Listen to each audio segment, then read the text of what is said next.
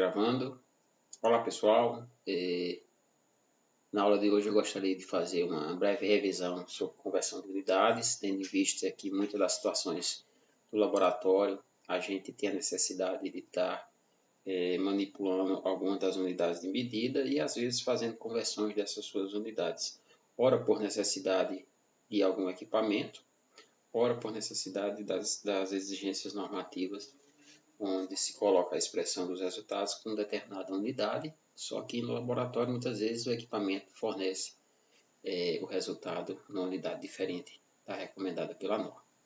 Então, em vários casos, é comum ter essa necessidade e, durante muito tempo, eu tenho percebido que os alunos chegam na disciplina de materiais com alguma dificuldade em conversão dessas unidades. Então, diante disso, eu sempre gosto de fazer uma revisão. Esse semestre, eu destaquei da aula de introdução. Antigamente eu falava de conversão de unidade na aula de introdução. Nesse semestre eu tirei lá de dentro da aula de introdução e também ampliei com mais algumas informações. Tentei dar uma detalhada mais, tendo em vista que vai ficar um vídeo gravado para que vocês possam assistir, rever ou pelo menos despertar aí o interesse pelo assunto. Aqui está, eu vou dar destaque às unidades que são mais usuais, principalmente tendo em vista os ensaios que a gente vai fazer lá no laboratório. Então, as unidades mais usuais, o Brasil ele usa o Sistema Internacional de Medidas e para algumas grandezas como comprimento, tempo, massa, força e pressão, as unidades usuais aqui no Brasil são as preconizadas pelo Sistema Internacional de Medidas. Para comprimento, a unidade é o metro, o símbolo é o M, o tempo é os segundos, e o símbolo S. Massa, nós temos quilograma e o símbolo kg. Para força é o Newton, N maiúsculo. E para pressão ou tensão, como eu falei na aula de introdução, já que é a denominação que a gente está mais usual, é bastante usual para a gente, na engenharia é o Pascal, e a sigla é o PA, com P maiúsculo. Aqui está, para cada unidade fundamental dessa, existe ainda a possibilidade de se associar a um determinado prefixo. Esse prefixo está associado a um fator, que é representado em termos de uma potência de 10, e de uma simbologia associada a cada unidade fundamental do Sistema Internacional de Medidas. Essas aqui são todos os prefixos existentes, e aqui tem um resumo dos mais usuais que talvez a gente se depare em alguma avaliação lá no laboratório.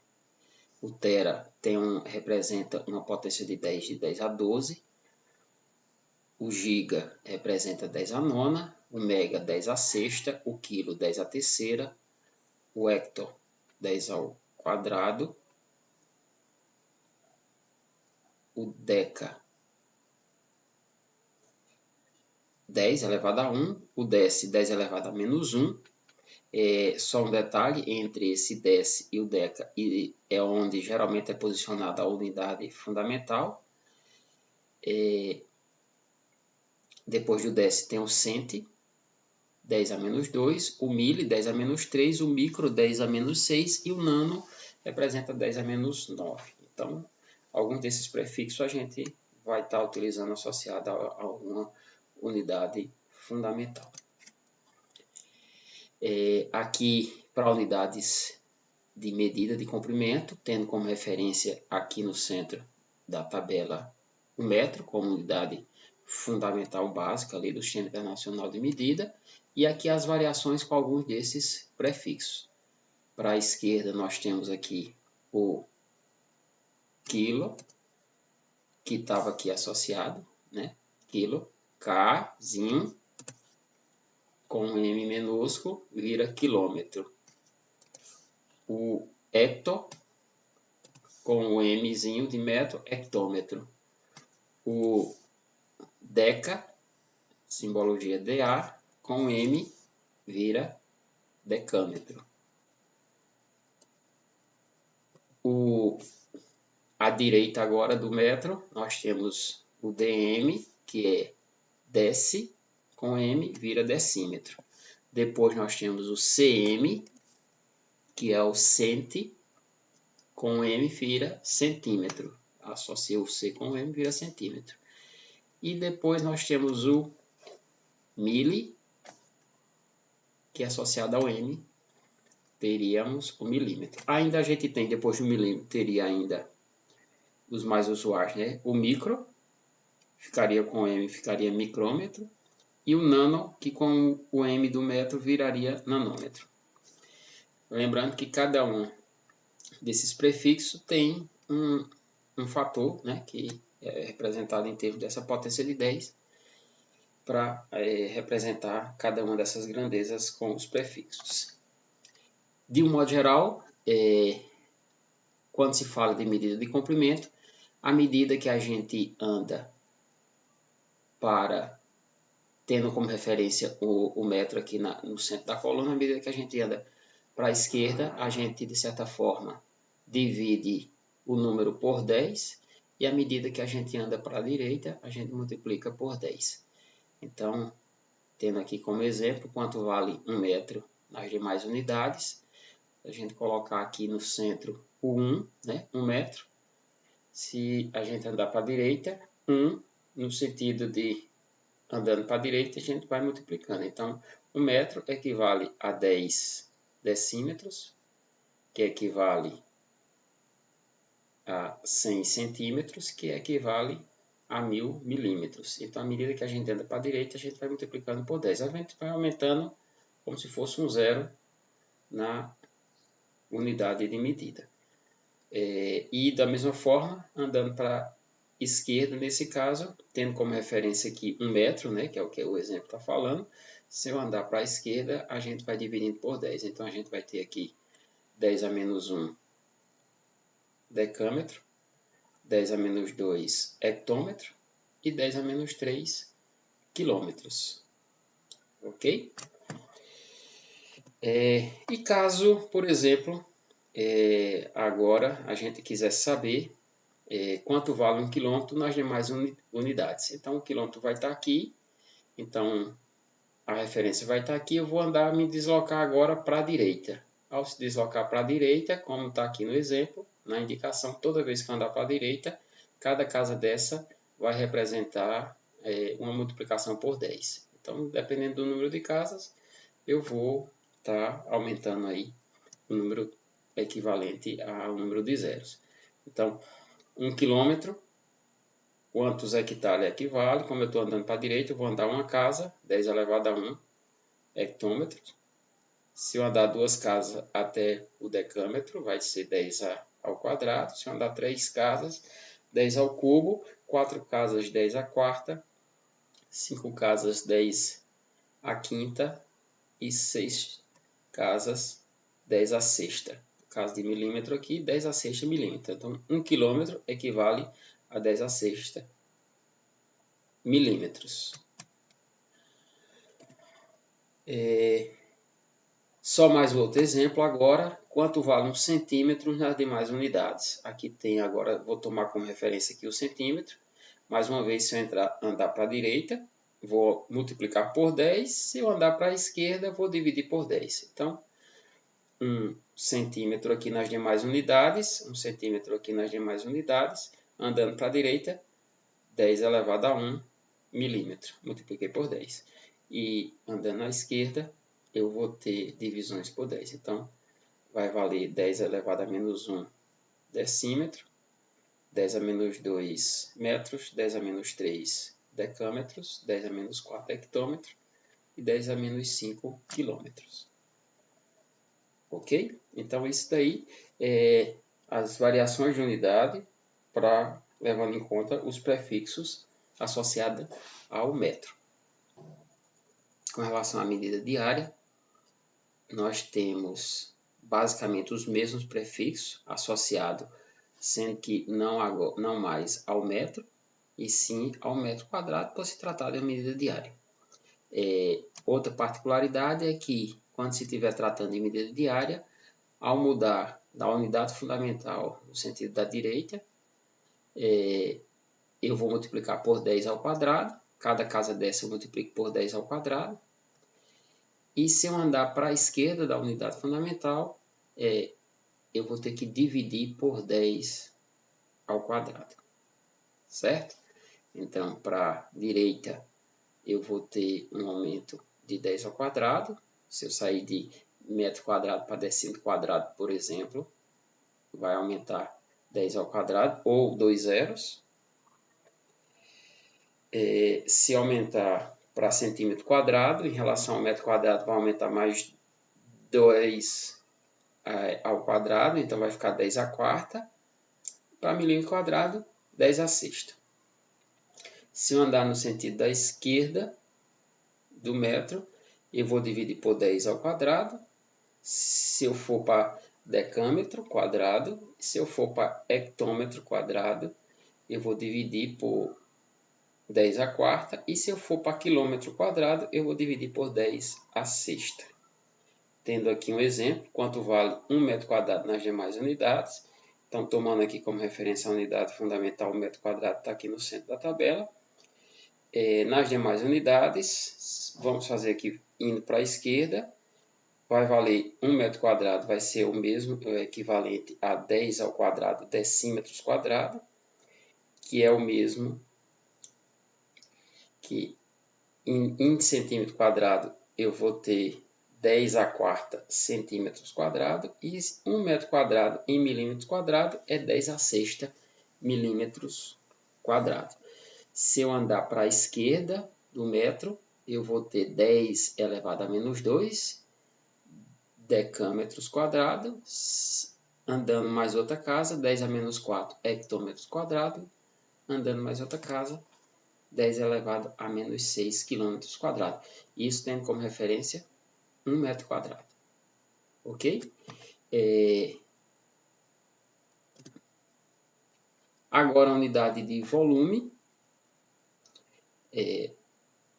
Praticamente, mais uma vez aqui, é a mesma regra praticamente as mesmas regras de comprimento e área, com a diferença de que agora a gente está tratando do metro cúbico, e os prefixos também mais comuns são os que estão associados às medidas de comprimento e de área. Temos aqui a particularidade que, se levarmos em conta a unidade fundamental, aqui o metro cúbico, se eu me deslocar no sentido da direita, eu vou, cada casa dessa, multiplicar por 10 à terceira. Ok? E se eu andar cada casa na esquerda, para a esquerda, eu vou ter que dividir por 10 à terceira. Então, adiantando aqui a pergunta, quanto vale 1 metro cúbico nas demais unidades?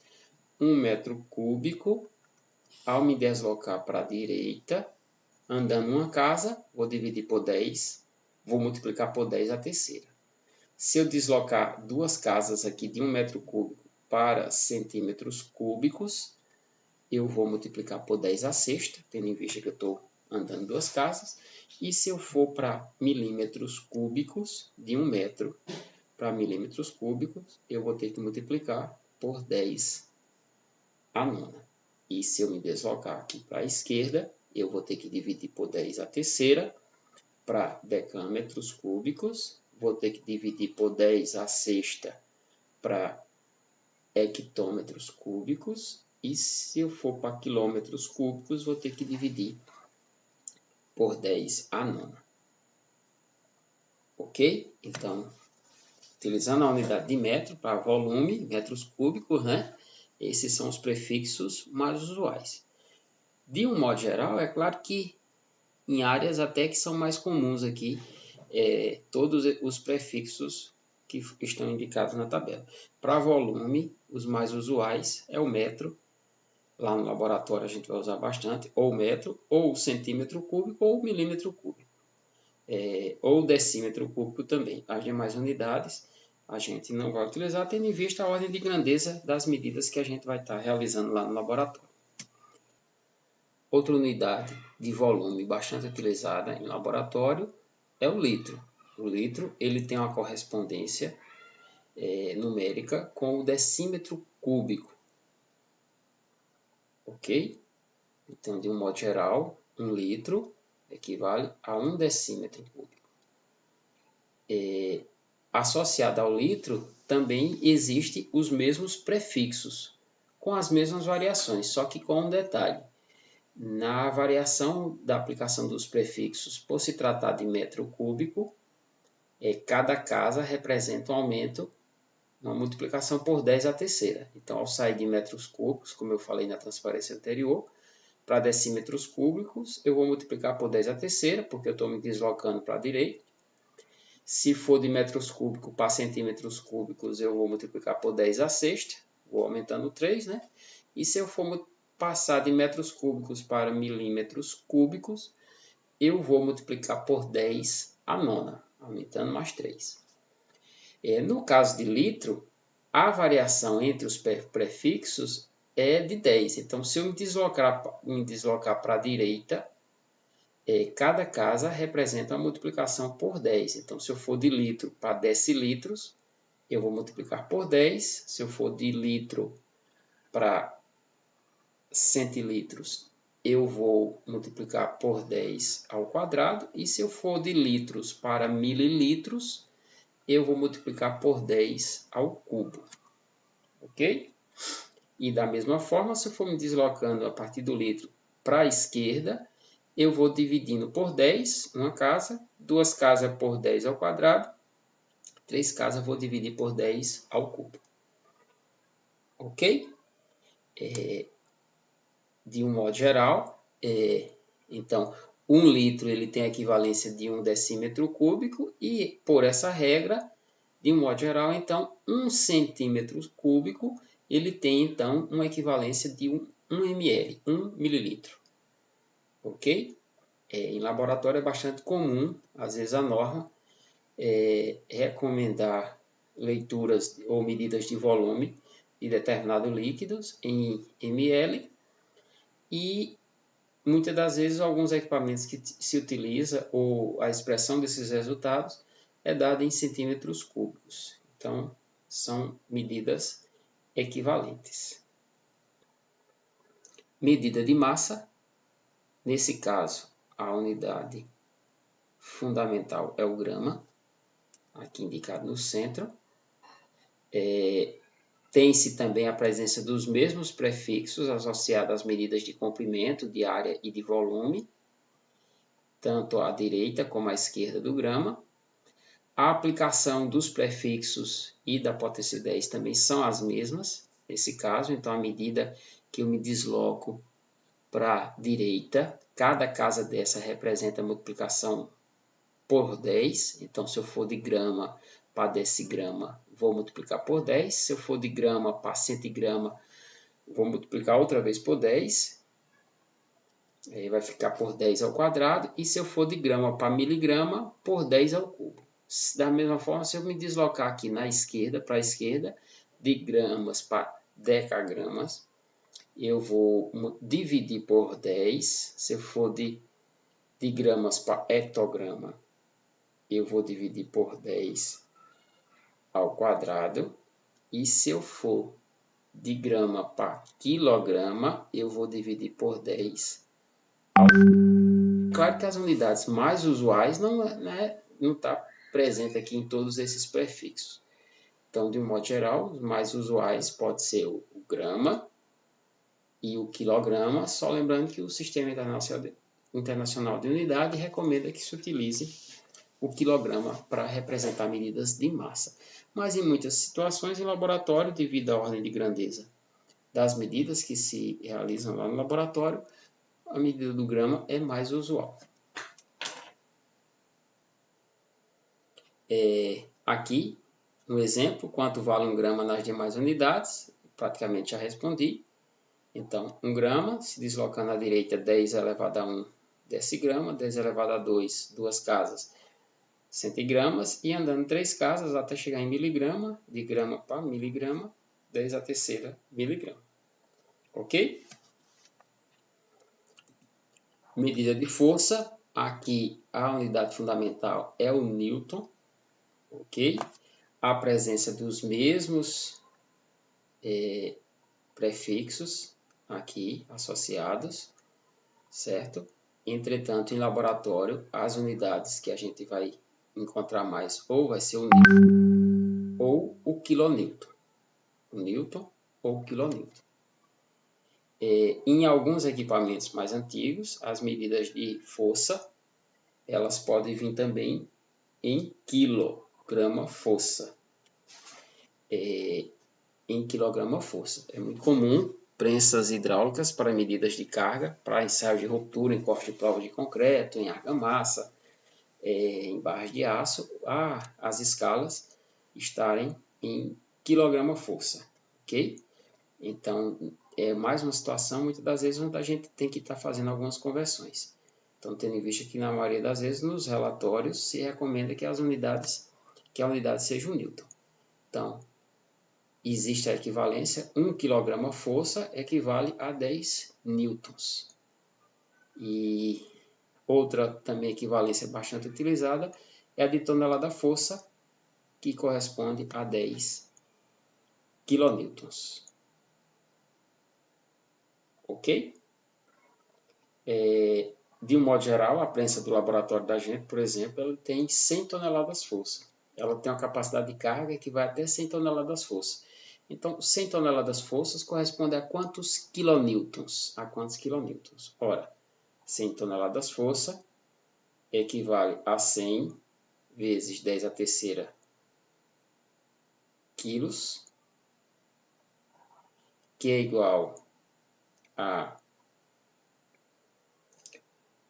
passando de quilograma força para newtons, eu vou multiplicar por mais 10, então vai ficar 100 tonelada força, vezes 10 a terceira eu transformei para quilograma força, vezes 10 eu transformei para newtons. Então, 100 toneladas forças equivale a 1000 kilonewtons. Então, a prensa da gente de laboratório de 100 toneladas força, ela tem uma capacidade de carga limite de 1000 kilonewtons, ok? Apesar das especificações estar lá em toneladas força, a escala de trabalho que a gente geralmente coloca para funcionar lá na prensa vai ser em newtons, então ela chega com uma carga máxima ali de 1000 kilonewtons.